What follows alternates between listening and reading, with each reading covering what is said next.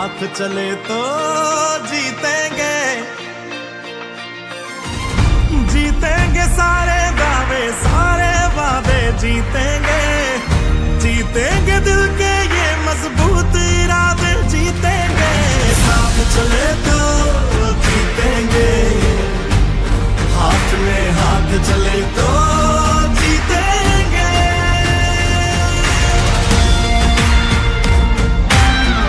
अरे जब जान गए हैं कि बचना मुश्किल है तो ऐसा ही जान दे दे बिना लड़े। तुम और मैं अगर हम हो जाएं तो ही बस हम जीतेंगे, वरना जीते भी तो अंदर अंदर बस गम जीतेंगे। तो हाथ छोड़ना मत, जज्बात तोड़ना मत, हम तूफानों में बनके औलाद चले तो जीतेंगे, साथ चले तो जीतेंगे, हाथ में हाथ चले तो जीतेंगे।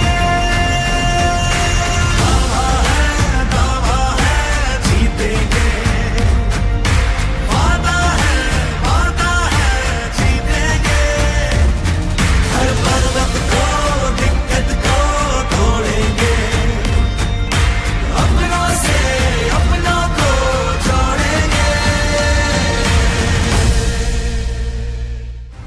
हम तूफानों में बनके औलाद चले तो जीतेंगे, साथ चले तो जीतेंगे, हाथ में हाथ चले तो जीतेंगे, जीतेंगे सारे दावे सारे वादे जीतेंगे, जीतेंगे दिल के ये मजबूत इरादे जीतेंगे। साथ चले तो जीतेंगे, हाथ में हाथ चले तो जीतेंगे।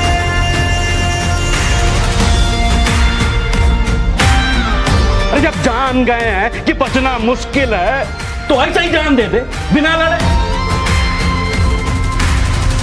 तुम और मैं अगर हम हो जाएं तो ही बस हम जीतेंगे, वरना जीते भी तो अंदर अंदर बस गम जीतेंगे।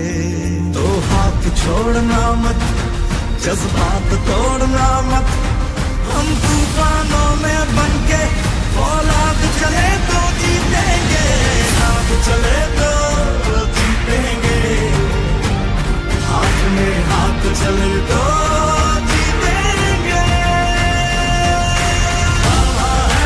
दावा है जीतेंगे, वादा है जीतेंगे, हर पर्वत को दिक्कत को तोड़ेंगे, अपनों से अपनों को जोड़ेंगे। हम तूफानों में बनके औलाद चले तो जीतेंगे, साथ चले तो जीतेंगे, हाथ में हाथ चले तो जीतेंगे, हाथ चले तो जीतेंगे, जीतेंगे सारे दावे सारे वादे जीतेंगे, जीतेंगे दिल के ये मजबूत इरादे जीतेंगे। साथ चले तो जीतेंगे, हाथ में हाथ चले तो जीतेंगे।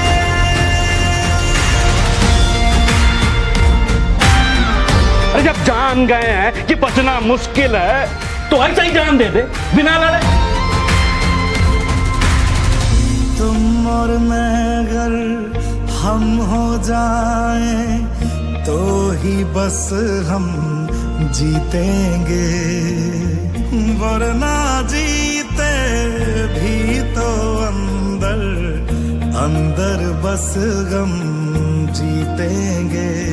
तो हाथ छोड़ना मत, जज्बात तोड़ना मत, हम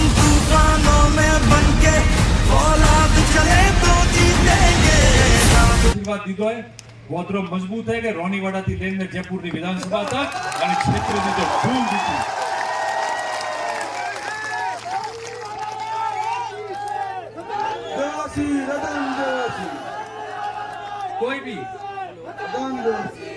कोई भी क्षेत्र की समस्या हो, क्षेत्र की मांग हो, तकलीफ है, व्यक्ति री है, क्षेत्र री है, समाज री है, कोई व्यक्ति, कोई अधिकारी, कोई गड़बड़ करे, कोई बात करे, तो रानीवाड़ा थी लेने जयपुर विधानसभा होगी एड़ी हलावैयो ने नमा करेयो के बने ताकत दिखाए कि रानीवाड़ा री कोई आवाज विधानसभा में गूंजी है मैं 10 साल गूंजी आई ये गूंगा नहीं गूंजो। पर कोई अगर ये कोशिश करेगा कि नहीं एक समाज को प्रताड़ित करके मैं रखूं और उसका ऐसा नाच कराऊं पूरे प्रदेश के अंदर, तो आप ये ध्यान रखना मेरे जीते जी वो कोई नहीं कर सकता, ये आपको मैं कह के जाता हूं। और माननीय जनजातीय मंत्री जी से सिर्फ दो मेरा निवेदन है विशेष करके। एक तो हमारे साथी ने अभी जो पहले कह दिया है, मैं उसका पक्षकार हूं कि जो टीएसपी एरिया उसको तो छोड़ो, जहां नहीं है वहां तो उनके पास लाइट नहीं है, चिकित्सा, बिजली और पानी की तो हम बात करते हैं, और वो जो हमारे एसटी के लोग हैं वहां रह रहे हैं, उनको जनरल के लिए, कृषि कनेक्शन के लिए आज उसी कतार में खड़ा रहना पड़ता है। तो मेरा आपसे निवेदन है कि माननीय मंत्री जी आप इस हिम्मत को दिखाते हुए बातचीत करें विभागों से और आज ही सदन में घोषणा करें कि जो टीएसपी एरिया नहीं भी है वहां जो एसटी के लोग रह रहे उन एसटी के लोगों को एससी के तर्ज पर और अन्य जगह जो एसटी को कनेक्शन दिया जाता है वहां बिजली में प्राथमिकता से बिजली का कनेक्शन दिया जाएगा। तो मैं समझता हूं इस राजस्थान के लिए सबसे बड़ा अच्छा संदेश आज की तारीख में आपके विभाग की तरफ से यह जाएगा। और दूसरा अंतिम,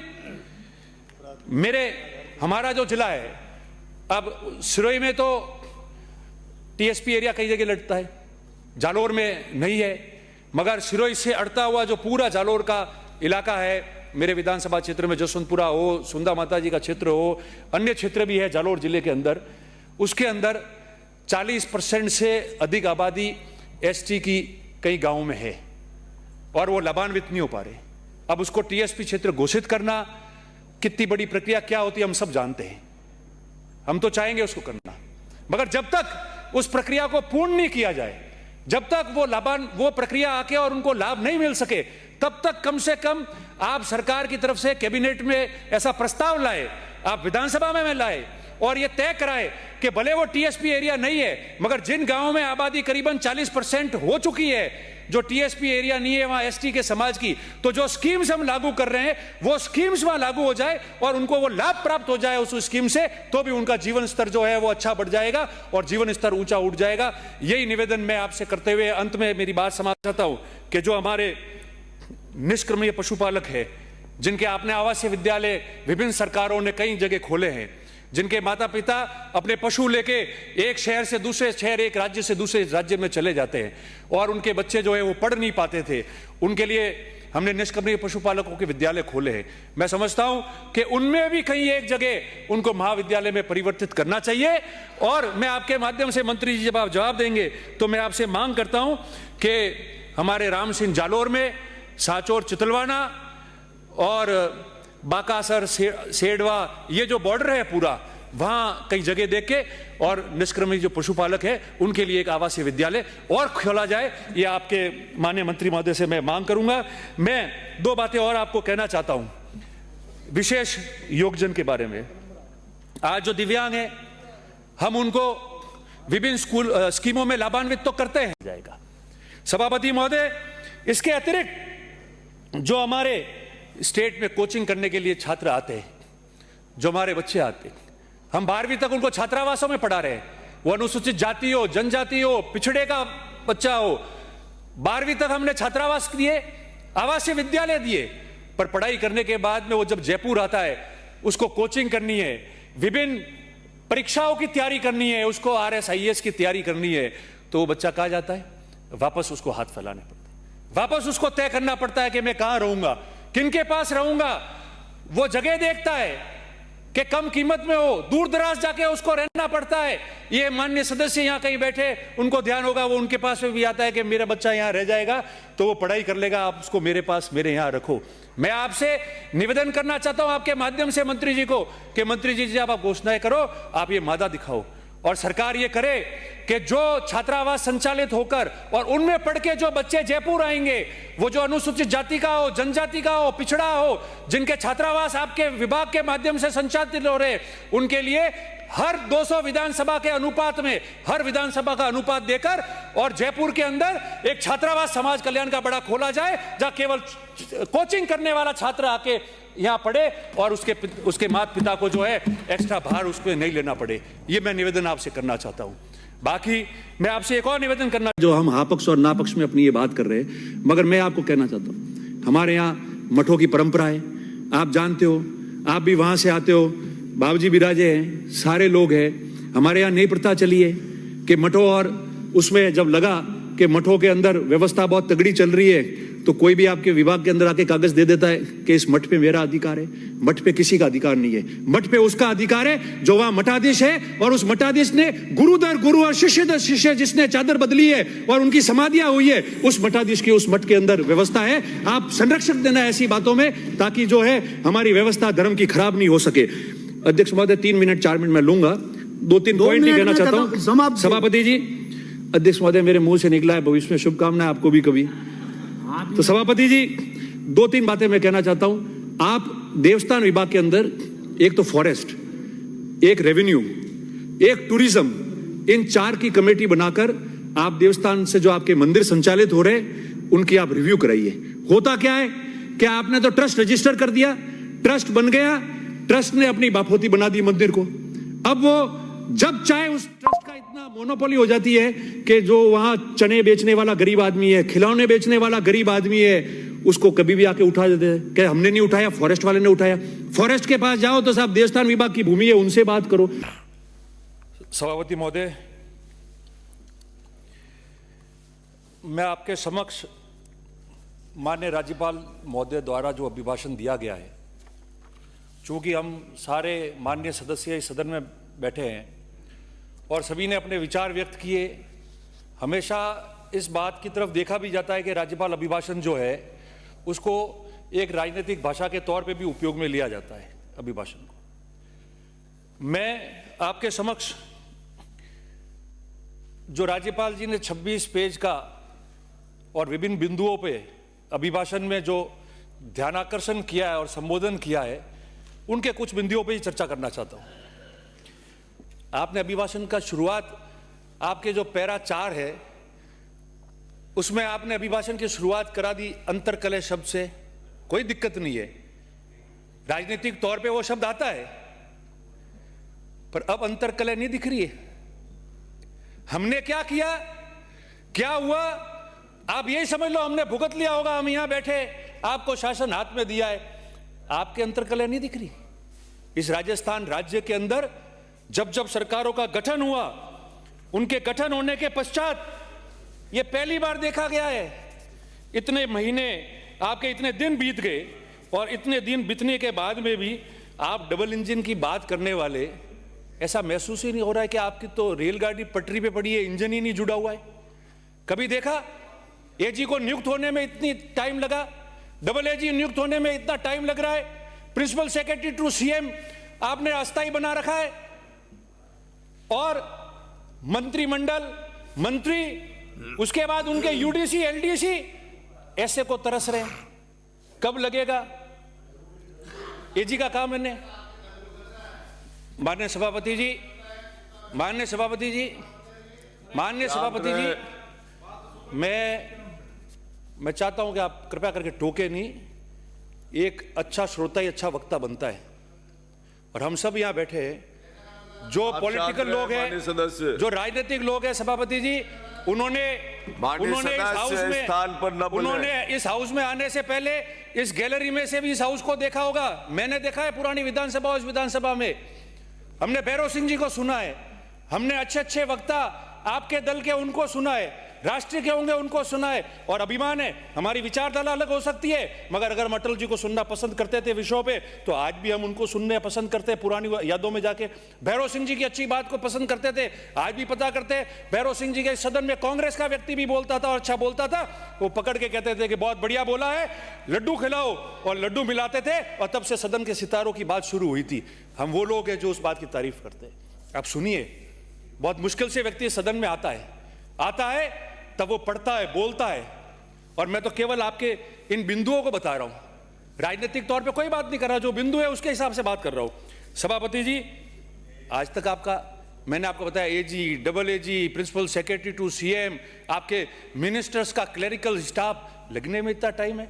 डबल इंजन रेलगाड़ी वहां पड़ी है, इंजन ही आपका जुड़ा हुआ नहीं है। और जिन शब्दों का आपने प्रयोग किया, मैं 2 मिनट में उन शब्दों के बारे में आपको बताना चाहता हूं। आपने अभिभाषण में किन शब्दों का प्रयोग किया? अस्थिरता हो सकती है, मान लेते, कोई दिक्कत नहीं है। अराजकता के अंधकार, अराजकता क्या है? अराजकता क्या है? मंत्रिमंडल के उप समिति ने इसका प्रारूप तय किया है, हमारे 3 मंत्री उसमें हैं। अराजकता के अंधकार, तथाकथित कल्याणकारी योजनाएं, सो कॉल्ड, किसी भी सरकार ने कोई योजना बनाई वो तथाकथित होती है। आपने लिख दिया कि तथाकथित कल्याणकारी योजनाओं की समीक्षा होगी 12 में। तथाकथित योजनाएं, कोई भी सरकार हो, आपकी सरकार है, पूर्ववर्ती कांग्रेस की सरकार रही हो, को सरकार रही हो, उन्होंने जो योजनाएं बनाते हैं उस योजना का प्रारूप तैयार होता है, उसके बाद में वो योजना धरातल पे आती है, उसके माध्यम से लोगों को लाभान्वित किया जाता है। आपने शब्द का प्रयोग कर दिया तथाकथित। सभापति जी, मेरे पार्टी का टाइम है, मैं उसमें से थोड़ा ले लूंगा, मगर मैं 2-4 बिंदुओं पे आपका करना चाहता हूं। नेता प्रतिपक्ष भी है, वह आप हमारी पार्टी के टाइम में से आप काट देना। तथाकथित शब्दों का आपने प्रयोग कर दिया। आपने सरकार की अविवेकपूर्ण नीति, राजस्थान की नीतियों, राजस्थान की योजनाओं को, आज नहीं, 2008 की सरकार में जब फ्री मेडिकल स्कीम थी, तब उस समय भी गुजरात में आज के प्रधानमंत्री जी, माननीय उस समय मुख्यमंत्री थे गुजरात के, और उस समय फ्री मेडिकल की स्कीम राजस्थान में लॉन्च हुई, उसके बाद में गुजरात ने उसको एडॉप्ट किया था। आप कह रहे हो अविवेकपूर्ण नीतियां हो गई हमारी। आपने शब्द का यूज किया ईज ऑफ डूइंग बिजनेस। आप पता कर लो मंत्री जी को उठा के ईज ऑफ डूइंग बिजनेस आपने लिखा है, उसका प्रारूप में मतलब क्या है, उसका कोई उल्लेख नहीं कर पाएगा। और बहुत खेद के साथ सभापति जी, मैं 2 बातें रखना चाहता हूं, बहुत खेद व्यक्त कर रहा हूं सदन के अंदर, जिम्मेदारी के साथ। कंक्लूड करें, फाइनेंस पे, वित्तीय मामले पे, मैं बजट में हम लोग बोलेंगे, मगर एक बात बताऊं, आपने लिख दिया आपके अंदर आर्थिक आपातकाल की और राज्य को झेल दिया। सभापति जी, जब अभिभाषण का जवाब आएगा सदन के नेता की तरफ से, तब ये जो शब्द अभिभाषण में आया आर्थिक आपातकाल, इसके बारे में चर्चा करनी चाहिए, बतानी चाहिए। इस देश के अंदर, इस भारत राष्ट्र में या किसी भी राज्य में आर्थिक आपातकाल घोषित करने का कोई भी समय आज तक नहीं आया। आर्थिक आपातकाल जब घोषित किया जाता है, जब लगता है राष्ट्रपति महोदय को कि यह स्टेट बंद हो जाएगा, ठप हो जाएगा, नौकरियां बंद हो जाएगी, तनख्वाह देने को नहीं होगी, जब राष्ट्रपति महोदय, राज्यपाल जी, आपने राज्यपाल जी के मुंह से कहलाया, आप ज्ञापन दे देते, राज्यपाल महोदय लिख देते राष्ट्रपति जी को, और राष्ट्रपति जी कह देते इस देश के अंदर जब देश का सोना गिरवी रह गया और संकट एक बार वित्तीय आ रहा था, उस वित्तीय संकट में जब इस देश के पूर्व प्रधानमंत्री नरसिम्हा राव जी और वित्त मंत्री डॉक्टर मनमोहन सिंह ने इस देश को वित्तीय संकट से बाहर निकाला, उस दिन भी आपातकाल, आर्थिक आपातकाल घोषित करने का समय नहीं आया था।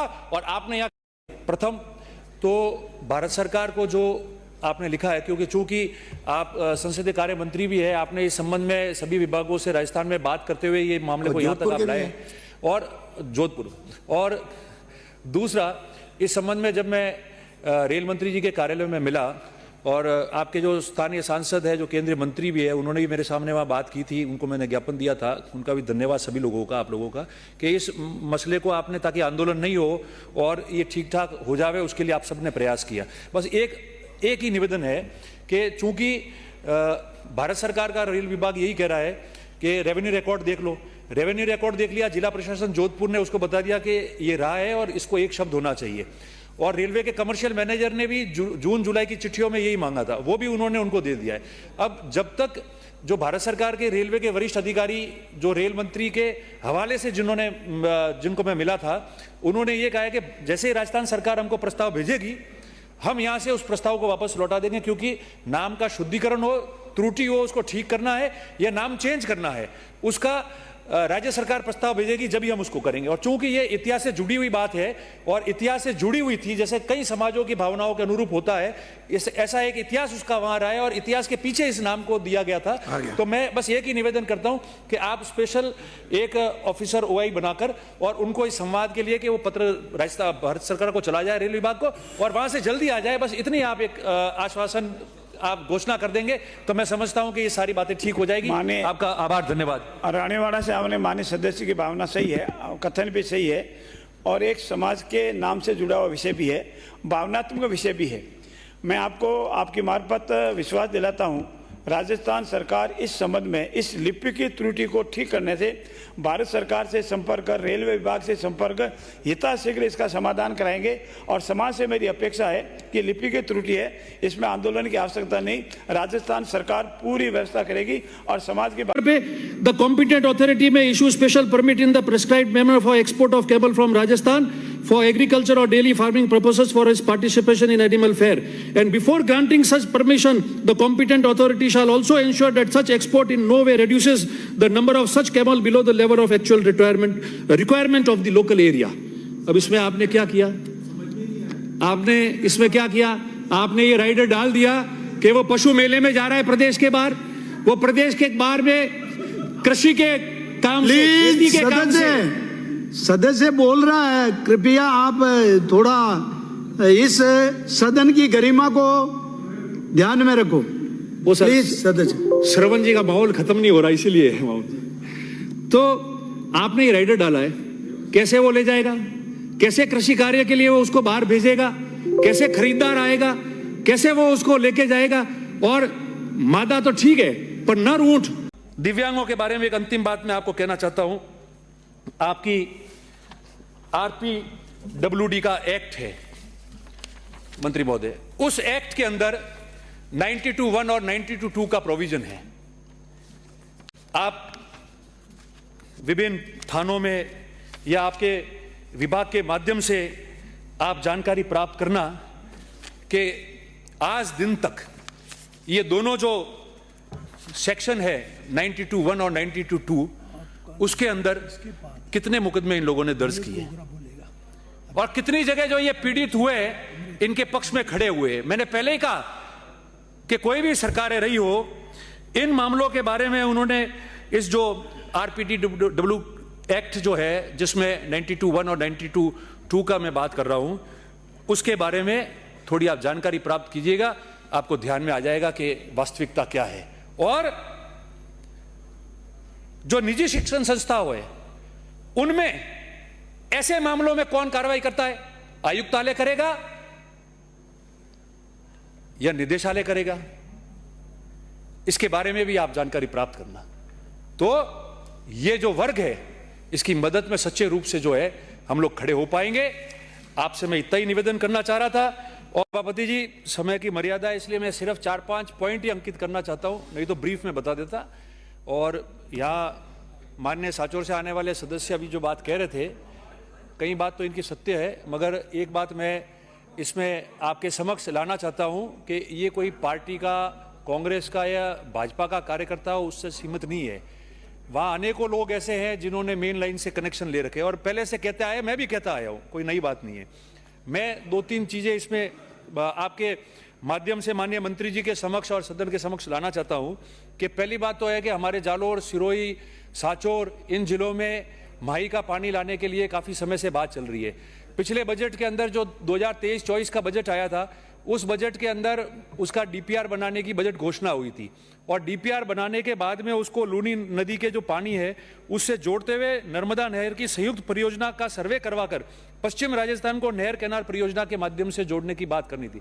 तो मैं समझता हूं, मेरा निवेदन है कि उस DPR को आप जल्दी बनाएं ताकि अगला बजट आपका आवे तो उसमें हम क्या कर सकते हैं उस बात पे हम लोग वापस आएंगे। दूसरी बात जो माननीय सदस्य भी यहाँ बता रहे थे, जल जीवन मिशन वाला मैंने पहले भी हाउस में यहाँ कहा था कि वास्तव में PhD की लाइनें तो आपने बंद कर दी, लोगों को पानी मिलना बंद हो गया, ऊपर से आपने जल जीवन के जो काम हुए उनमें लाइनों में फर्क पड़ गया, पाइपों के इंचों में फर्क पड़ गया, ढानियों को बराबर जोड़ा नहीं, ढानियों तक पाइप के कनेक्शन गए नहीं, बूस्टर आपने लगाए नहीं, मेन कैनाल से मेन पाइपलाइन से उसको अभी तक जोड़ा नहीं है, पानी शुरू नहीं हुआ है, तो लोग पानी कैसे पिएंगे? ये पूरा जो गर्मी का सीजन गया है वो लोगों ने अपने खुद की हिम्मत से पानी पिया है, टैंकर व्यवस्था भी हम शुरू नहीं करा पाए। तो जहां भी जल जीवन मिशन का जो काम चल रहा है, मेहरबानी करके आप उस पर बहुत स्ट्रिक्ट होकर उस काम को कराओ, अन्यथा लोग एक दिन इतने बड़े आंदोलित होंगे कि आपको सरकार को भी सबसे बड़ी चैलेंज जो आपके सामने ये आ जाएगी। और तीसरा उसी से रिलेटेड जो है कि जल जीवन मिशन में आपने कमेटी बना दी गांवों की, उसको प्रशासनिक पावर नहीं, वो किसी का कनेक्शन कटाने कमेटी जाएगी तो गांव वाला आपस में दुश्मनी क्यों लेगा? उसकी वजह से आपका सामाजिक स्वार्थ और गांव का स्वाद भी खत्म हो सकता है। उन कमेटियों के बारे में आप ब्रीफ दे दोगे, इनको क्या पावर है, नहीं है तो आप प्रशासनिक कमेटी गांव में कर लो ताकि उन पावर का जो है वो लोग उपयोग कर सके। तीसरा मेरा एक निवेदन है कि ये हमारे यहाँ जो नहर आ रही है सिंचाई के लिए, आप पक्की नहर नहीं ला सकते, तो पड़ोस में गुजरात है, वहां भी आपके पार्टी की सरकार है, अभी अध्यक्ष जी होते आसन पे तो उस बात को वो कहते जब चर्चा हमारी हुई थी कि आप मेरा आपसे निवेदन यही है कि जहां वहां कच्ची नहर की जो आपने सुजलम सुफलम योजना जो बना रखी है गुजरात के अंदर, वो उसी योजना के तर्ज पे आप कच्ची नहर से हमको भी जो बीनमाल, रेवदर, रानीवाड़ा इसके इलाकों के भी आप जोड़ देंगे तो काफी काश्तकारों को फायदा होगा। दो अंतिम लास्ट निवेदन है, एक मिनट के जो मैं आपके सामने करना चाहता हूं। माननीय मंत्री जी, सभापति जी, आपके माध्यम से माननीय मंत्री जी को कहता हूं कि जल जीवन मिशन तो वैसे ही जो काम चल रहा है हमारे यहाँ वो धूड़ खा रहा है। इतना गलत कार्य हुआ है कि लोग जो है बहुत ज्यादा परेशान है। और आप जो माननीय सदस्य भी आए वो कह रहे थे, तो जो कंपनियां काम कर रही है और उस काम को उस स्तर का नहीं कर पा रही तो आप उसको या तो ब्लैकलिस्ट करो या आगे काम मत दो। अब आप क्या कर रहे हैं? आप कर रहे हैं कि जो आपने 20 जून को फाइनेंस कमेटी की जो आपकी 884 मीटिंग थी फाइनेंस कमेटी की वाटर सप्लाई और सीवरेज पर, उसके अंदर आपने आपके एजेंडा 33, 34 और 35 में आप डिस्क्वालीफाई करने के कारण देते हैं, उनके अनुभव प्रमाण पत्र के आधार पे कारण देते हैं, उसको डिस्क्वालीफाई करते हैं, वो ठीक है, चलो मामला।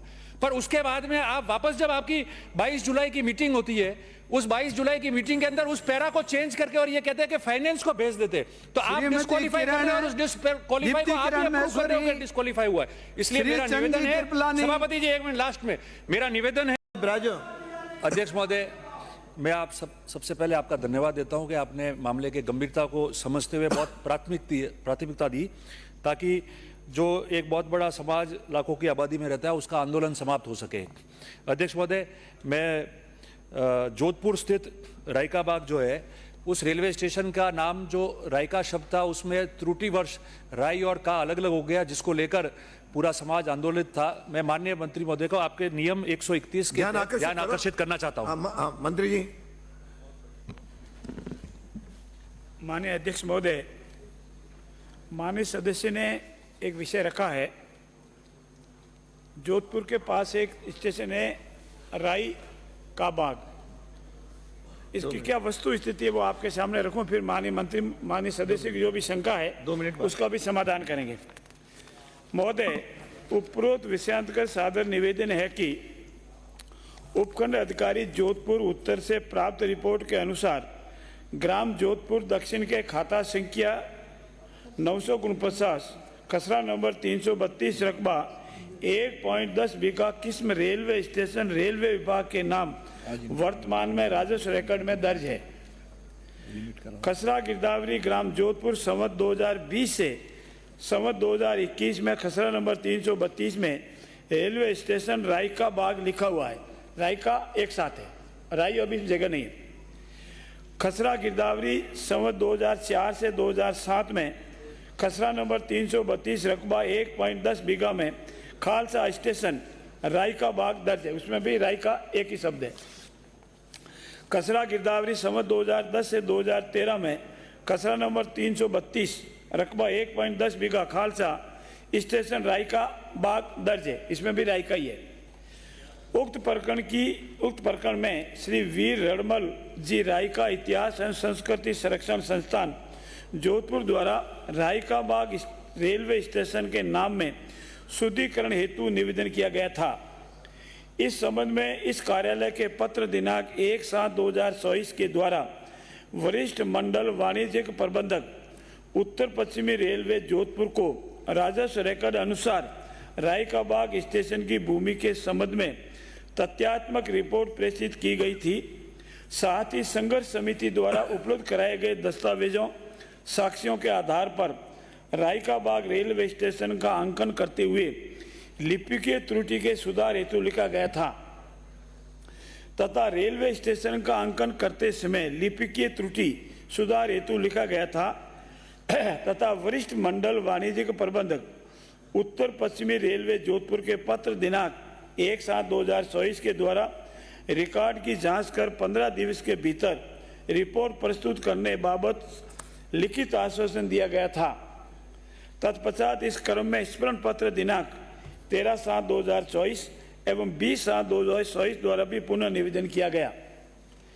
समिति के प्रतिनिधि मंडल ने से दिनांक 25/7/2024 को उक्त विषय पर वार्ता की गई, जिसमें अवगत कराया गया कि रेलवे द्वारा उक्त पत्र के संदर्भ में कोई सूचना समिति को नहीं दी गई और न ही कार्यालय हाजा को अवगत कराया गया।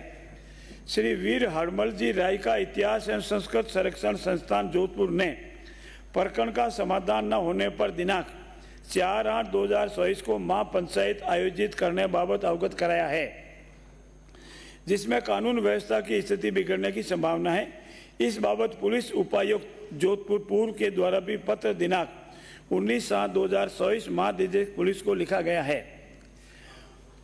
उक्त वस्तु स्थिति रिपोर्ट इस कार्यालय से पत्र दिनांक राजस्व विविध 2024-2007 दिनांक 26/7/2024 द्वारा श्रीमान संयुक्त शासन सचिव राजस्व ग्रुप विभाग राजस्थान जयपुर को अग्रिम कार्रवाई आवश्यक कार्रवाई हेतु प्रेषित की गई है, जिसमें विशिष्ट शासन सचिव राजस्व ग्रुप विभाग जयपुर से प्राप्त रिपोर्ट क्रमांक व फला दिनांक 30/7/2024 द्वारा श्रीमान संयुक्त शासन सचिव सामान्य प्रशासन ग्रुप 3 विभाग को रेलवे स्टेशन के नाम के संबंध में आवश्यक कार्रवाई करने हेतु प्रेषित किया गया है। प्रकरण में रेलवे विभाग से प्राप्त पत्र क्रमांक फला दिनांक 31/7/2024 के अनुसार सर्वे ऑफ इंडिया के प्रथम प्रकाशन 1964 OSM प्रकाशन 2011 एवं रेलवे का मानचित्र 2020 में राय जगह का बाग लिखा होना अवगत कराया है एवं उन्होंने अवगत कराया है कि हाल समय में ये लिपि की त्रुटि नहीं हुई है। लिपि की त्रुटि तो हुई है पर हाल ही में नहीं हुई है, पुरानी है। मामले की गंभीरता को देखते हुए रेलवे विभाग द्वारा अंतरिम रिपोर्ट प्रस्तुत की गई है। इसके अलावा भी रिपोर्ट रिकॉर्ड की खोज एवं सत्यापन कार्य रेलवे द्वारा किए जाने के प्रयास किए जा रहे हैं। रेलवे विभाग से प्राप्त रिपोर्ट संलग्न प्रेषित है। मैं माननीय सदस्य को ये आपकी मार्फत देख सके विश्वास दिलाता हूं कि ये लिपि की त्रुटि है और राजस्थान सरकार ने रेलवे को लिखा है इस लिपि की त्रुटि को ठीक की जावे। राय डैश का नहीं होकर के राय का एक ही शब्द लिखा जावे और हमें विश्वास है कि शीघ्र ही इसका समाधान हो जाएगा। माननीय सदस्य। माननीय अध्यक्ष महोदय, लगभग सारी बातें आ गई है और जो माननीय मंत्री जी ने कहा है रिकॉर्ड में भी वही और प्रक्रिया भी जिन जिन दिनांक को इन्होंने बताया है वो दिनांक से जिला प्रशासन जोधपुर और जो वहाँ सीनियर कमर्शियल मैनेजर है रेलवे के उन लोगों के बीच में वही पत्राचार हुआ है। मेरा 2 ही निवेदन है इस संबंध में, बाकी लगभग सारी बातें आ गई है। प्रथम तो भारत सरकार को जो आपने लिखा है, क्योंकि चूंकि आप संसदीय कार्य मंत्री भी है, आपने इस संबंध में सभी विभागों से राजस्थान में बात करते हुए ये मामले को यहाँ तक आप लाए और जोधपुर।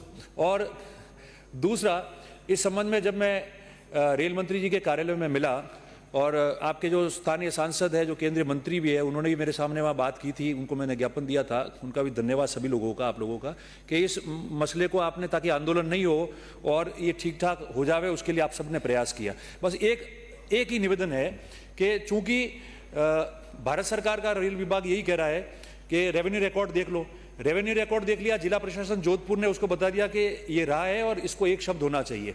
और रेलवे के कमर्शियल मैनेजर ने भी जून जुलाई की चिट्ठियों में यही मांगा था, वो भी उन्होंने उनको दे दिया है। अब जब तक जो भारत सरकार के रेलवे के वरिष्ठ अधिकारी जो रेल मंत्री के हवाले से जिनको मैं मिला था, उन्होंने ये कहा है कि जैसे ही राजस्थान सरकार हमको प्रस्ताव भेजेगी हम यहाँ से उस प्रस्ताव को वापस लौटा देंगे, क्योंकि नाम का शुद्धिकरण हो त्रुटि हो उसको ठीक करना है या नाम चेंज करना है, उसका राज्य सरकार प्रस्ताव भेजेगी, जब ही हम उसको करेंगे। और चूंकि ये इतिहास से जुड़ी हुई बात है और इतिहास से जुड़ी हुई थी, जैसे कई समाजों की भावनाओं के अनुरूप होता है, ऐसा एक इतिहास उसका वहां रहा है और इतिहास के पीछे इस नाम को दिया गया था। तो मैं बस एक ही निवेदन करता हूं कि आप स्पेशल एक ऑफिसर ओआई बनाकर और उनको इस संवाद के लिए कि वो पत्र राजस्थान भारत सरकार को चला जाए, रेल विभाग को, और वहां से जल्दी आ जाए। बस इतनी आप एक आश्वासन आप घोषणा कर देंगे तो मैं समझता हूं कि ये सारी बातें ठीक हो जाएगी। आपका आभार, धन्यवाद। रानीवाड़ा से आपने माननीय सदस्य की भावना सही है, कथन भी सही है और एक समाज के नाम से जुड़ा हुआ विषय भी है, भावनात्मक विषय भी है। मैं आपको आपकी मार्फत विश्वास दिलाता हूं, राजस्थान सरकार इस संबंध में इस लिपि की त्रुटि को ठीक करने से भारत सरकार से संपर्क कर, रेलवे विभाग से संपर्क यथाशीघ्र इसका समाधान कराएंगे। और समाज से मेरी अपेक्षा है कि लिपि की त्रुटि है, इसमें आंदोलन की आवश्यकता नहीं, राजस्थान सरकार पूरी व्यवस्था करेगी और समाज की सभापति महोदय, आज पूरा सदन जो हमारी डिमांड से मांगे है, वित्त मंत्री के जवाब आने के बाद उस पर पूरा सदन चर्चा कर रहा है। सभापति महोदय, मैं समझता हूं कि जो हमारी दोनों मांगे हैं आज, सामाजिक न्याय, अधिकारिता और जनजातीय पर, विभिन्न मांगे जो विभिन्न सदस्यों ने हमारे यहां दी होगी और दोनों विभागों में जो मांगे आई है, मैं कुछ बातें बस उन दोनों पे कहना चाहता हूं जो उससे संबंधित है और जो विभाग की प्रयास और प्रगति का वर्ष 2023-24 का भी जो उल्लेख आपने किया था, उसमें से कुछ अंश जो है वो आपके बीच में साझा करना चाहता हूं। सभापति महोदय, सामाजिक न्याय आज हमारे इस प्रदेश के अंदर विभिन्न मंत्रालय, विभिन्न विभागों के अंदर सामाजिक न्याय और अधिकारिता का इतना बड़ा विभाग है और उसके अंदर विभिन्न योजनाएं जो छात्रों से लेकर, दिव्यांगों से लेकर, बुजुर्गों से लेकर निष्क्रमण पशुपालक हो, उनके छात्र छात्राओं को पढ़ाई के लिए सुविधा देने के लिए, छात्रवृत्ति देने के लिए, लाभान्वित करने के लिए इस विभाग को चलाया जा रहा है। आजाद हिंदुस्तान या राजस्थान में लोकतांत्रिक प्रक्रिया के बाद चुनी हुई सरकारें जब भी आई, तब भी हमने देखा है कि इस विभाग के माध्यम से जो समाज पीछे छूट गए उनको जोड़ने के लिए, उनको आगे लाने के लिए हम लोगों ने काम किया। आज हमारी स्थिति क्या बन रही है, मैं आपके माध्यम से अवगत कराना चाहता हूं सरकार को। सरकारें कोई भी रही हो, मगर हमने इस विभागों को चलाया, इसका संचालन कराया, विभिन्न योजनाओं में विभिन्न घोषणाएं की होगी, मगर इसको धरातल तक पहुंचाने के लिए जो कमियां हमारी रह गई, अगर उस पर हम कार्य नहीं करेंगे तो जो ये छात्र छात्राएं, ये जो दिव्यांग जो आपके भरोसे बैठे हैं, वो भविष्य में जो है हमको माफ नहीं कर पाएंगे। मैं निवेदन करना चाहता हूं आपको कि सामाजिक न्याय के 5 सिद्धांत क्या थे। सामाजिक न्याय के बारे में विश्व के बड़े जो थिंक टैंक थे, विश्व के बड़े जो लेखक थे, नेता थे, और हमारे देश के अंदर भी भले गांधी जी रहे हो, बाबा साहब अम्बेडकर रहे हो, अन्य जो भी हमारे नेता या लेखक रहे हो, उन्होंने हमेशा ये कहा कि सामाजिक न्याय के 5 सिद्धांत रहे। और सामाजिक न्याय के 5 सिद्धांतों में संसाधनों तक पहुंच, समानता, भागीदारी, विविधता और मानव अधिकार की बात हमने कही है। और ये राजस्थान सरकार जो है हमारे सामाजिक न्याय के विभिन्न कार्यक्रमों में जब उसका प्रतिवेदन भी आता है तो उसमें इस बात को लिखती है। सभापति महोदय, आज ये जो छात्र, हमने किन छात्रों की बात हम कर रहे हैं? जो लोग, जो समाज, जो छात्र अग्रणी समाजों में नहीं आए, जिनको पढ़ा नहीं पा रहे थे, जिनको सहायता की जरूरत थी, अंग्रेजी में कहते हैं हेल्पिंग हैंड, सरकार की ओर देख रहे थे कि सरकार हमारी तरफ देखेगी, गरीब का बच्चा भी पढ़ेगा, छात्रवृत्ति उसको भी मिलेगी, वो भी पढ़ लिख के बड़ा अधिकारी नेता बनेगा, वो भी पढ़ लिख के जो है अपने परिवार, अपने कुल और अपने गांव का नाम रोशन करेगा। उसके लिए सामाजिक व्यवस्थाओं के तहत विभिन्न योजनाओं में ये लोग लाभान्वित हो। दिव्यांग जो चल नहीं सकता है, जो फिर नहीं सकता है, जो देख नहीं सकता है, जो मूवमेंट नहीं कर पाए, उसको सरकार की सहायता मिले, उसको महसूस हो कि इस दुनिया में मेरी तरफ देखने वाला कोई है और मुझे सहायता मिलेगी और मैं भी अग्रणी व्यक्तियों के साथ में आके आगे बढ़ूंगा, नौकरी लगेगी। कमाऊंगा, मेरा परिवार का जो है पालन पोषण मैं करूंगा, उसके लिए सामाजिक व्यवस्थाएं जो है ये तय की हुई थी। आज मैं इस बात को मानता हूं, मैंने पहले ही कहा कोई भी सरकारें रही हो, मगर जो कमियां रही है वो तो कमियां है, और उस कमियां को हम पूरी नहीं करेंगे तो इस सदन में जितने माननीय सदस्य बैठे वो इस सदन में आने के बाद में अपना धर्म का पालन नहीं कर पाएंगे। मैं आपसे निवेदन करना चाहता हूं कि हम लोगों ने विभिन्न वर्गों में और विभिन्न सेक्टर में छात्रावास खोले, आवासीय विद्यालय खोले। आज कई जगह 12वीं तक वो विद्यालय संचालित हो रहे, मगर उनके हाल क्या है? क्या हम मानते हैं कि उनको पूर्ण तरीके से वह भोजन जिस रूप में मिलना चाहिए वो मिल रहा है? उसमें कोई कमी पेशी नहीं है? उनके कपड़े, उनके जूते क्या उस रूप में हम दे पा रहे? उनको संचालन करने वाले अधीक्षक, वहां रहने वाला चौकीदार उस रूप में जितने लगाने वो हम लगा पा रहे? और जहां नामांकन कम है, वो नामांकन क्यों कम है, उसके बारे में भी हमको सोचना पड़ेगा। और यह भी तय करना पड़ेगा कि 1 किलोमीटर वाले बच्चे को अगर वह एडमिशन मिल रहा है और 100 किलोमीटर से आने वाला बच्चा एडमिशन चाह रहा है और उसको एडमिशन नहीं मिल रहा है, तो वो एडमिशन कैसे मिल पाएगा? मंत्री जी, इस बात को भी हमको सुनिश्चित करना पड़ेगा। और मैं इसी के माध्यम से आपको निवेदन करता हूं कि वो जो विद्यालय 12वीं तक संचालित हो रहे, उन विद्यालयों को आप महाविद्यालय में परिवर्तित करो। कहीं जगह महाविद्यालय बनेंगे तो वो बच्चा 12वीं के बाद जार जाने की जरूरत नहीं पड़ेगी। वहीं आसपास उन महाविद्यालयों में, उस सेक्टर में, उस सेक्शन में, उन वर्गों में जो आपने ये आवासीय विद्यालय और छात्रावास खोले, उसको पढ़ाई करने का वहां मौका मिल जाएगा। सभापति महोदय, इसके अतिरिक्त जो हमारे स्टेट में कोचिंग करने के लिए छात्र आते हैं, जो हमारे बच्चे आते हैं, हम 12वीं तक उनको छात्रावासों में पढ़ा रहे हैं। वो अनुसूचित जाति हो, जनजाति हो, पिछड़े का बच्चा हो, 12वीं तक हमने छात्रावास दिए, आवासीय विद्यालय दिए, पर पढ़ाई करने के बाद में वो जब जयपुर आता है, उसको कोचिंग करनी है, विभिन्न परीक्षाओं की तैयारी करनी है, उसको RSIS की तैयारी करनी है, तो वो बच्चा कहाँ जाता है? वापस उसको हाथ फैलाने पड़ते हैं, वापस उसको तय करना पड़ता है कि मैं कहां रहूंगा, किनके पास रहूंगा।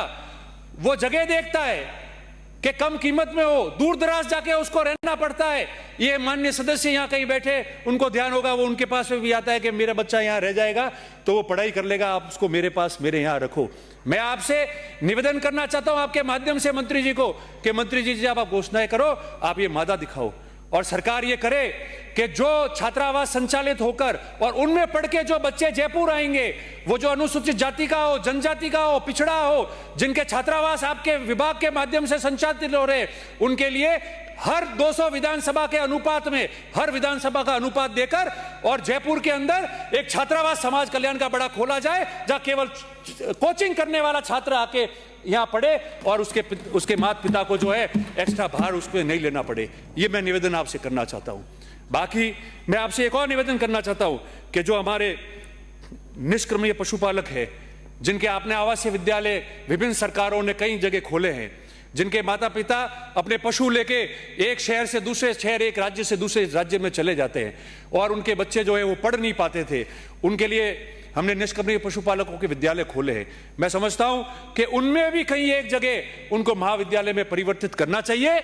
और मैं आपके माध्यम से मंत्री जी जब आप जवाब देंगे तो मैं आपसे मांग करता हूं कि हमारे राम सिंह जालोर में, सांचौर चितलवाना और बाकासर सेडवा, ये जो बॉर्डर है पूरा, वहां कई जगह देख के और निष्क्रमणीय जो पशुपालक है उनके लिए एक आवासीय विद्यालय और खोला जाए। ये आपके माननीय मंत्री महोदय से मैं मांग करूंगा। मैं 2 बातें और आपको कहना चाहता हूं विशेष योगजन के बारे में। आज जो दिव्यांग हैं, हम उनको विभिन्न स्कीमों में लाभान्वित तो करते हैं, मगर मैं आपसे ये निवेदन करना चाहता हूं कि ये पूर्ति हम पहले कैसे करेंगे। मैं सरकारों में नहीं जाना चाहता कि किस सरकार में भर्ती कितनी हुई, क्या है। इस मौके पे हम बजट में कह चुके हैं, मैं समाज कल्याण और उसी पे आपको बोलना चाहता हूं। मगर आप लोग ये जो हमारे छात्रावास है, ये जो स्कीम्स है हमारी समाज कल्याण